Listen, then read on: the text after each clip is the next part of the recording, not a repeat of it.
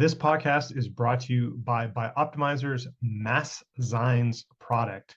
Watch the video at the end of the podcast for more details.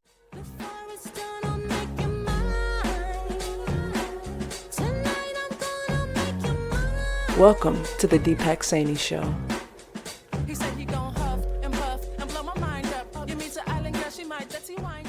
Welcome to the Deepak Saini Show. I'd like to thank J23 for the intro music. You can find a link to her music in the show description. My guest today is J.M. Ryerson. J.M. is a leadership and performance coach, international speaker, and best-selling author. He has founded and sold 3 businesses and now helps leaders and teams build winning cultures through mindset mastery and practical execution.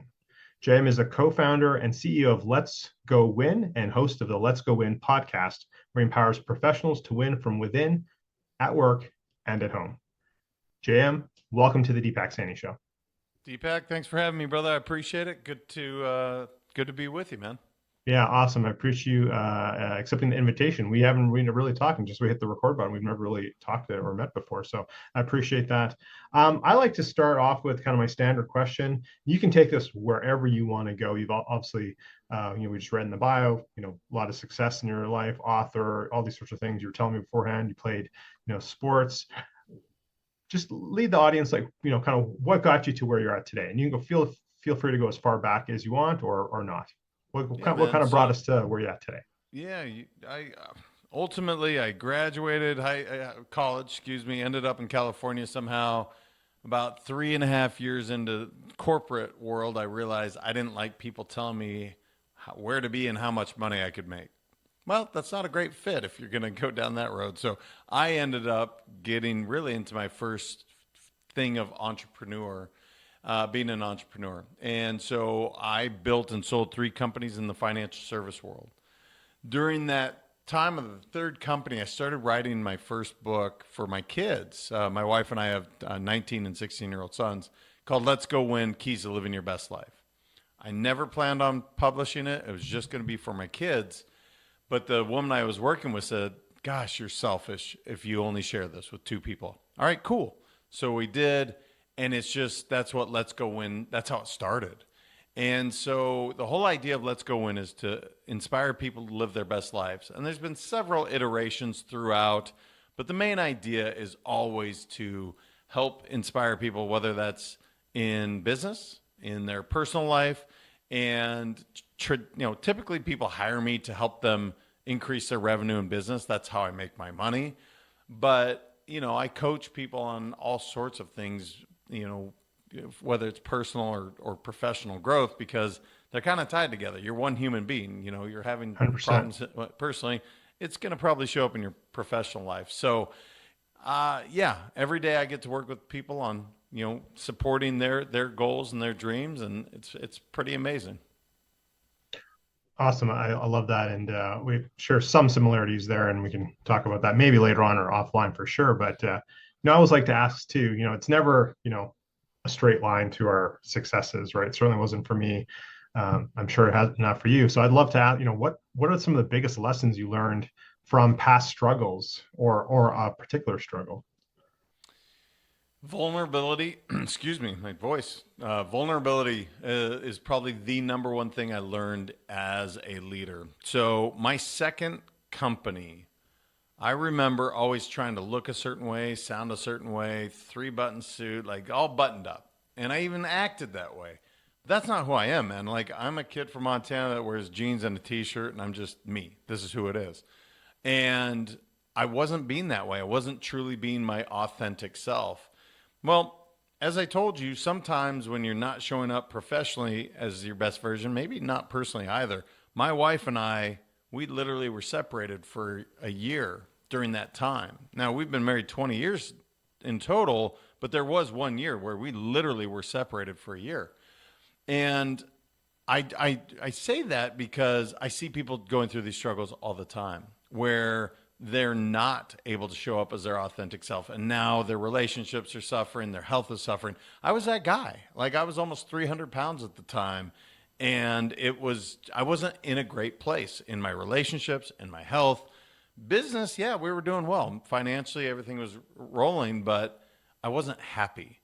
So that would be one instance. Losing my dad like 3.5 years ago, that was another big challenge because then a month after that, I had a business partner steal a bunch of money. So things are going to happen at the end of, as you said, Deepak. It's like things are going to happen, and how do you deal with it? How do you actually respond to what's happened? Are you going to focus on the negative? Or are you going to, focus on what you can control and the positive? So I think those lessons, although they suck in the moment, they always end up bringing something good if you can see it that way. Yeah, I totally believe you can learn something positive from any situation. Again, I said, Jam, we didn't really know each other. So you told me beforehand you're 6'5", so 300 pounds and 6'5". Yeah, that's a big guy. I was almost 280 at my heaviest, but I'm only 6 feet, so I was a lot fatter than you from that point of view. When I was morbidly obese, so yeah, we have that commonality that I didn't realize beforehand. Now you mentioned just losing your father there, and I have my father's still alive. He has a lot of health challenges, and the time, I don't know how many years we have left. I'm trying to prepare myself. I would love, if we're open to talking about it, like when you did lose your dad, what, um, more specifically, what challenges came up for you, whether it be mental health or anything maybe related to physical or even like in your other relationships. I think that's a topic that men and leaders like yourself don't always talk about. So if you're open to it, I'd love to explore that a little bit. Yeah, I'm totally open about all of it. I mean, here's the deal. I lost my dad and in a tragic way. I lost him to suicide. So, and that was not something that I even knew was possible. There's a lot of confusion, a lot of anger, a lot of questions that I still have questions, right? I'll never have those questions answered until I see him in the afterlife and I can ask him. But I would say, one of the things I say to my clients often, it's okay not to be okay. And when you realize that, when you're like, no, I'm not operating at my very best, the people around you can deal with that. But if you're like, nope, I'm good, and then your performance just sucks, after a while that gets old. So I was really open about what I was going through. These are the challenges and for the most part, it went pretty well. As I said, I did have a business partner steal a couple $1,000,000 during that time, about a month later. So that sucked. But here's what I will say, Deepak. It also gave me this perspective. When you have somebody take that amount of money, especially as close as we were, that hurts, man. Because now you feel like you've been violated. You feel like that they've absolutely destroyed your trust. But at the same time, it's yes, it sucks, but it's nothing compared to losing my dad. And so I had this perspective in that moment to be like, well, that's a bummer. And of course I'm mad, but in comparison to what just happened, losing my dad, is it that big a deal? And I will say the other thing that I had is my wife was there to really support. You never know, right? I always told my wife, I was like, I don't know how you're going to show up in the worst of the worst moments because you're yelling at me about not being the cleanest guy or, vacuuming or whatever the thing is. I'm like, geez, what's going to happen when the worst of the worst happens? Well, I'll tell you what happened. She was the absolute champ. And to have that support system, to be there when you're not at your best, to be able to talk openly about your struggles and your challenges, I don't think everybody has that at home. And I am very, very blessed. And our relationship has continued to improve even through the adversity. So, yeah, man, it's awful. And I don't wish it upon anybody. It's actually why some of the work I do on mental health, that's why I do it, because I'm passionate about it. But I definitely, I learned some amazing lessons. I want him back, of course, but I did learn some incredible lessons losing him. And I think it's just what you're going to focus your attention on. Yeah, 100%. If we can just pull on this thread, I didn't expect to go here. I didn't know that story. Middle of last year, I had two women friends whose husbands both took their lives within a week of each other. And the ironic part is both of those women had reached out to me if I could help their husbands, but knowing full well is like, well, he has to want to be helped. So I never actually did work with them. So that, and certainly anyone listening, I've talked about this. You can go back. I did a lot of articles and things on this because it really shook me. But I think this is just a topic that, statistics just show, it is more men than women, but we don't talk about it nearly as much as we do other issues. So I just, and we don't have to keep talking about this, and happy to hear your response to that. But I think it's just a conversation that needs to be more in the forefront because many men are struggling, and it comes from a lot of different angles of why they're struggling. And then obviously some men feel there's no other way out. So. Yeah, look, I think we need to have the conversation. I was taught boys don't cry. That was literally one of the first lessons I remember from my dad. Now, that's terrible advice at the end of the day, in my opinion. Now, if you subscribe to that, it's fine. No judgment. But the truth is, if you don't have an outlet, what are you doing with that, right? With that anger, that pain, you're just bearing it down until it explodes into this thing of chaos. Yeah. And so I hope more people are willing to have the conversation. It's actually why I actually work in the dental world, because they have the highest rate of suicide of any occupation, at least in the U.S. I can't speak for Canada, but in the I heard you, dentists and veterinarians. Yeah. Medical field has a high level. And so giving people some tools to be able to deal with it. And I'll give the most basic, somebody listening right now, I will give you the most basic tool. I'm not saying this is a fix-all, because I know when you're in that moment, or I don't know because I've never been, but I've counseled others that have been in that, you almost see no way out. And I think why, Deepak, is our minds are incredibly creative. They're also wildly destructive. And 100%. So pen and paper, like literally, if you are struggling, just write, get it out of your head. Don't just have it do this. And sorry, if you can't see my hand, just going round and round and round. Get it out of your head, because when you're sitting there and these problems seem much bigger than they actually are. And with the ability to just write, here's the thing, the paper will never judge you. And it's not going to be like, Deepak, you're brilliant. It's not going to say, Deepak, you're an idiot. It doesn't say any of that. It literally just accepts pen to paper your thoughts. Now, I was talking to somebody on Sunday, and she was saying, you know what? The reason I don't journal is I'm afraid somebody's going to read what I wrote. And I told her, I'll call her Jennifer. Jennifer, I understand what you're saying, but no one needs to read it. Literally tear it out and burn it or rip it up or do whatever you want. That's for you and you alone. Because if people had read all my thoughts throughout the years, I'd be in a asylum. I would be behind bars. They're deep, dark, evil thoughts and some amazing thoughts. But the main thing is get it the heck out of your head, so now you have some clarity on what's really going on. Yeah, thank you for sharing that and being so open about talking about that topic. Staying kind of in the same line here, you've, like you said, you had, built and sold 3 businesses. One of them, your partner steal multi-million dollars from you. Was there anything, maybe that was the thing, maybe there's something else. Was there one instance where just like, you're like, God damn it, this business is hard. Like, I don't want to say like broke you. That sounds like you're anything but broke from our brief conversation. But is there anything that was just like, man, this is like really challenging? It could be that example or something else. Yeah, I mean, look, business partnerships are hard. I will say that. I often, when I talk to people as they consider going into a business partnership, I'm like, look, take this perhaps even more seriously than your romantic partner in life, because it's easier to get out of a marriage today than most business partnerships. So good point. Yeah, and it's pretty wild.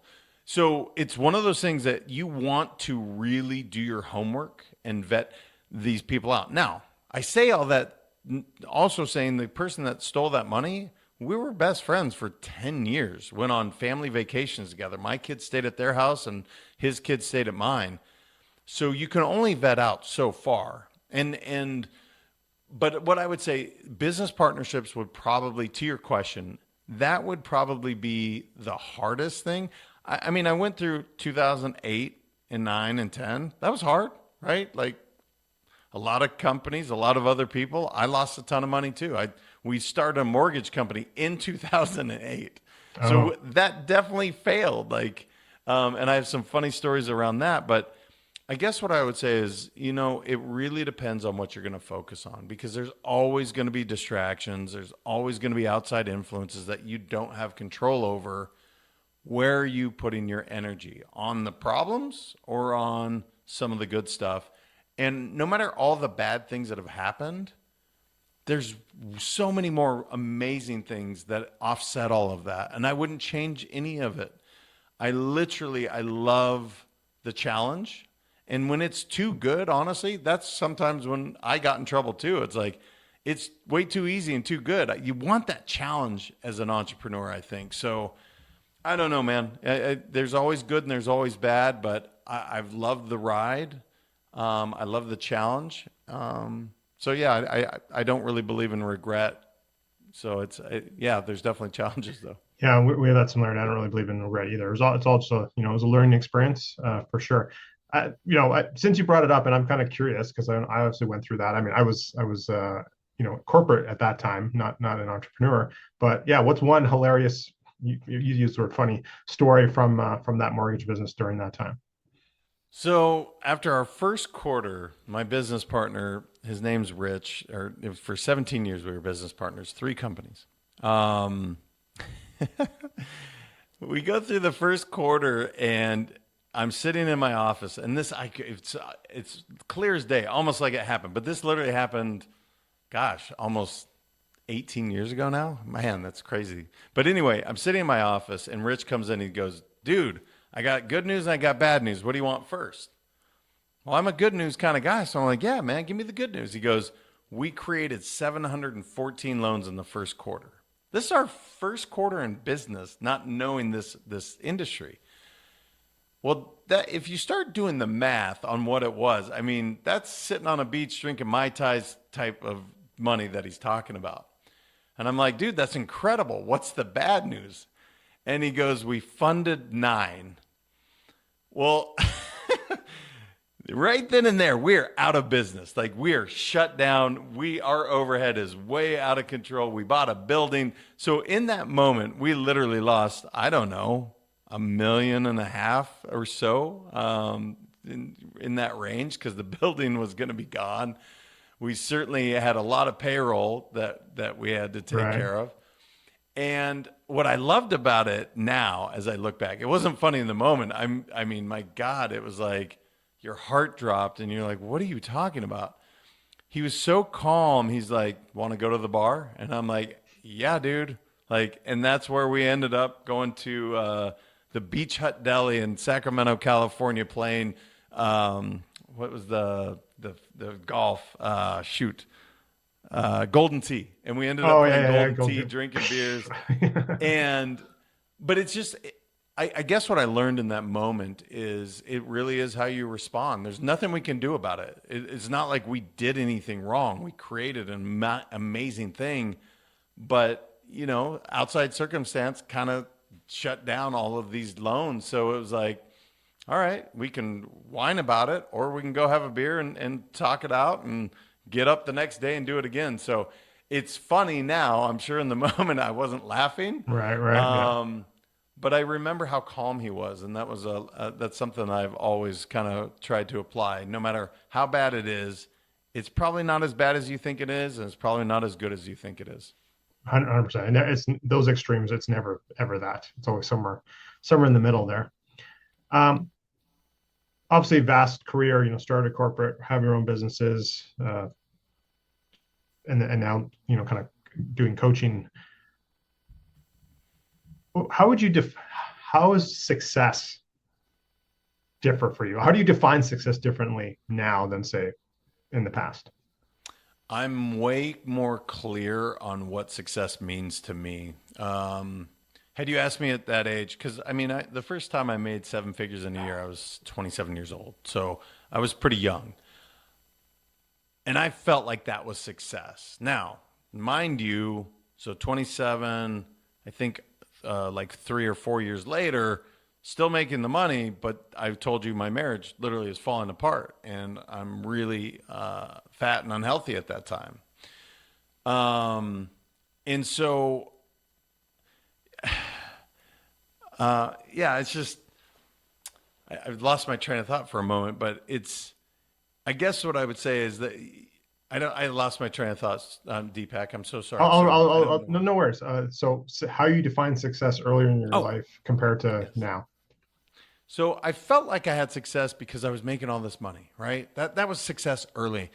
And what I've realized, brother, my favorite F word, although some people might argue this, is freedom. I love freedom. I love freedom of time. I love freedom of income.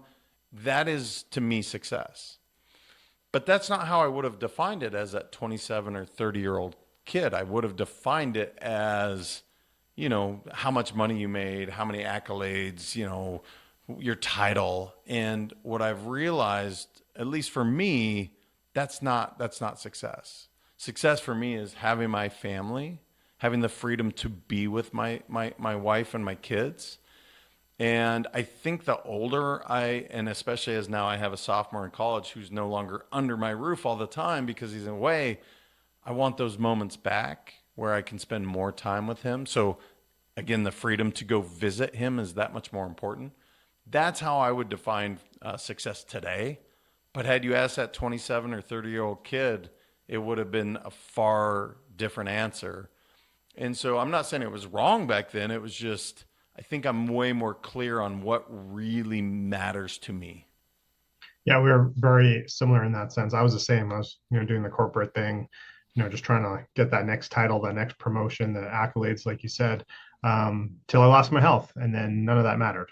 And then, so that's my definition of success now is like being healthy to be the father and the husband I can be to my, family and all those other personal relationships. So yeah, very, very, that aligns with me for sure. Um, couple last questions here before we wrap up here. Winning from within. This is Mm. a term that you use. Um, what does it mean, and how did that how did it come about? Yeah. So again, the outside influences that I was talking about, truly what, in my opinion, everything starts with you. And here's what, when I say winning from within, I'm talking about what are you doing to take care of yourself? I ask the same question to every client. What did you do for yourself this morning? And Deepak, the answers I get back are not great because it's usually taking care of the kids, the dog, the cell phone, the email, the house. I mean, there's a litany of things that people are taking Sure. care of. And I was like, no, no, no. What did you do for you? And what winning from within is all about is really how are you able to pour into someone else's cup if you're not pouring into your own, right? It's a simple idea. And yet more and more as I talk to people, I'm realizing how little people are valuing that. And so for me, winning from within is always taking care of at the very basics, the mind, the body, and the soul, right? Literally every day, make sure you're pouring into that. Now, for me, I have 4 non-negotiables. Every day it's 40 minutes. This is like, I don't care what happens. I will not miss this. I start with breath work, then I do my meditation, then I do my yoga, then I do my qigong. That's 40 total minutes. Very, very, very intentional. Outside of that, yes, I work out, I cold plunge, and I do these other things, but only 4 of these things are absolutely sacred and non-negotiables. And the reason I do that is so that I can win from within, so that I can show up as the best dad or husband or employer or whatever hat I'm wearing. That's what that means to me. And I'm just driven, brother, to get more people to take a serious look at, are you pouring into yourself first so that you can show up as your best version?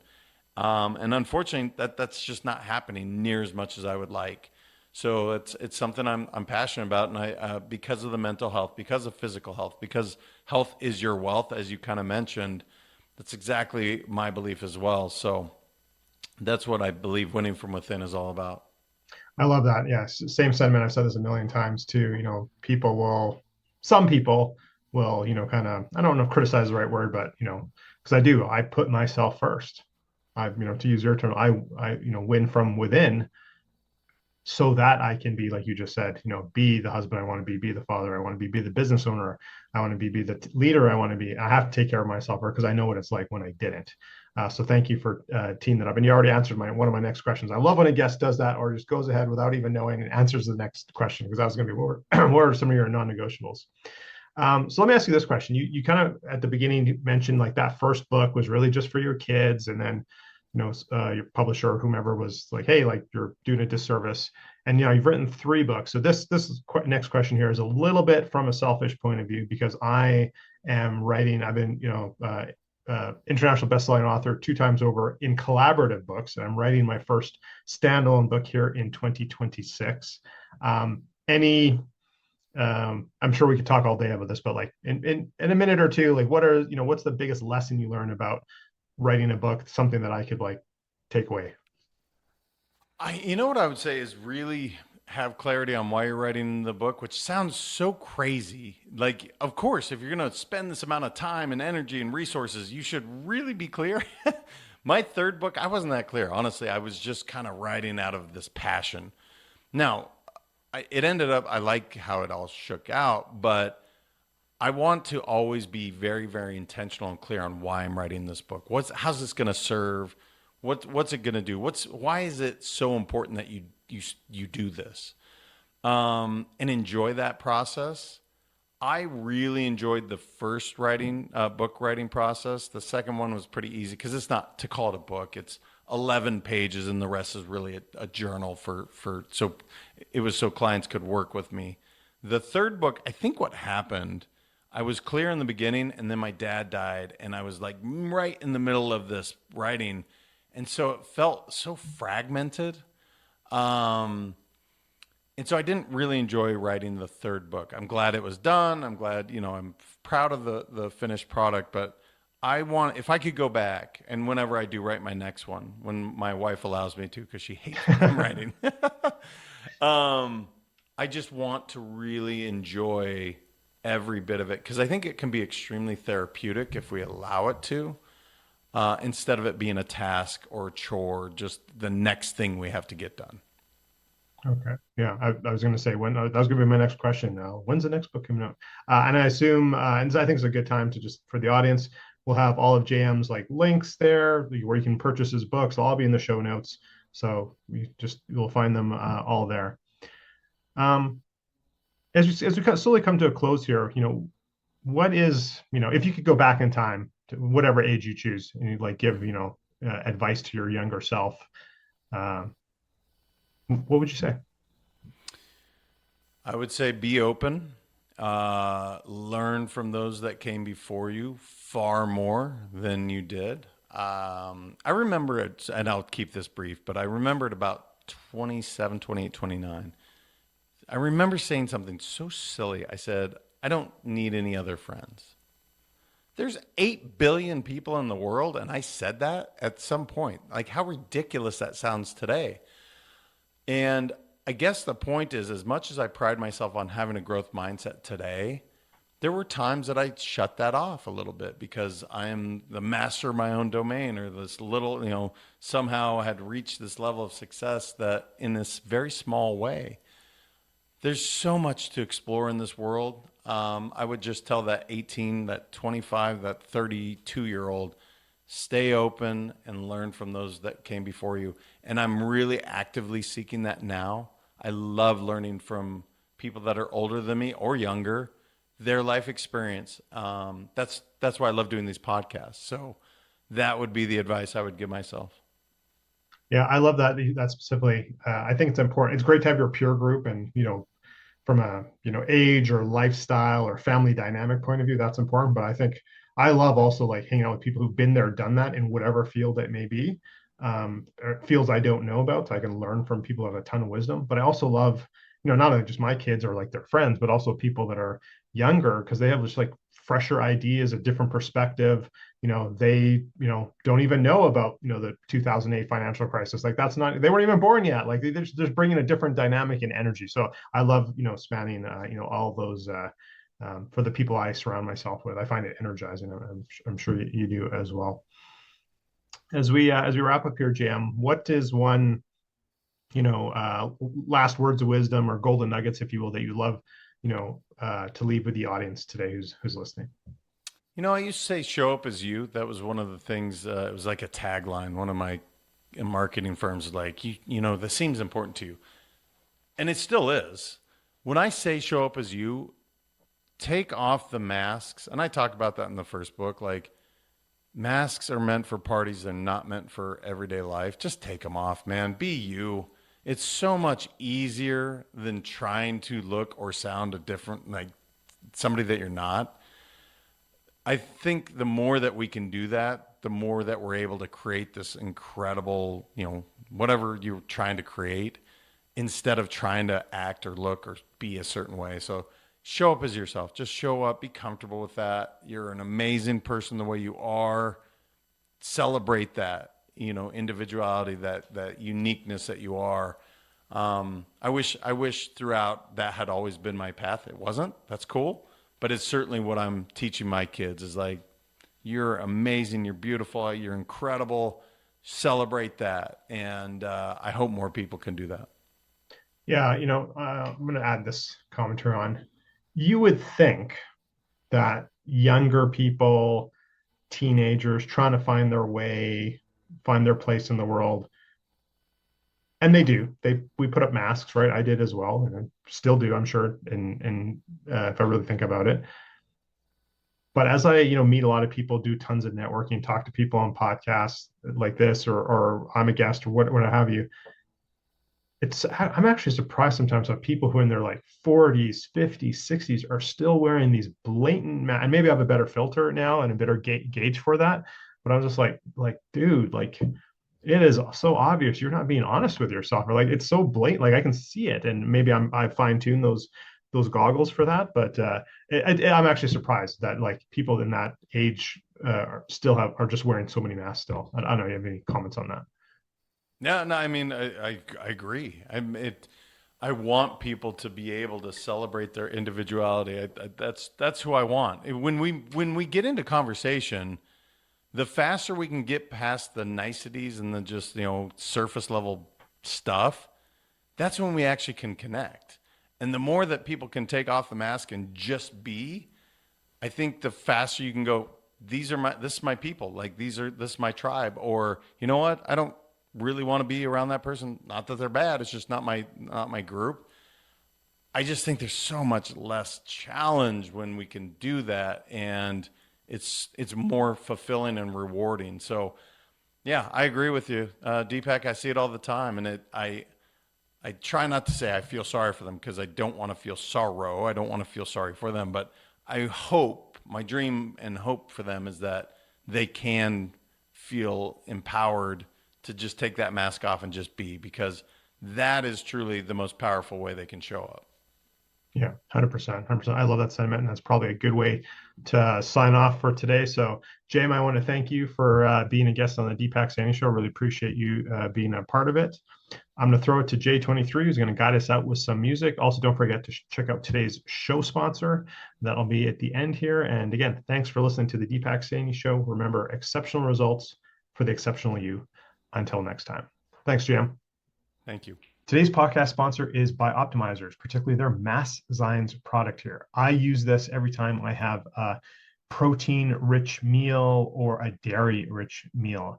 It's a digestive enzyme product that helps break down proteins from meat, and eggs, etc. You're having that big steak, and also dairy products. You're having the cheese, etc. So I'm very sensitive to these dairy products, particularly some of the enzymes in that. So it helps me break it down so my body can actually use it, and helps break down that yummy steak or ribs or chicken or whatever I'm having, so I can actually use the amino acids from that and help digest that food. So Bioptimizers has like 80 products in their line. I'm just talking about one here of Masszymes. There's Gluten Guardian, which I've talked about before if you're sensitive to gluten. They have nootropics, and they also have my favorite brand of Magnesium Breakthrough, that has all 7 forms of magnesium. And I'll talk about that another time. But Masszymes, if you eat meat and you want to get more from your meat, make sure you're digesting it properly and actually get the benefits you want, get those amino acids, then you definitely want to check out Masszymes. Podcast produced by the Minted Green Company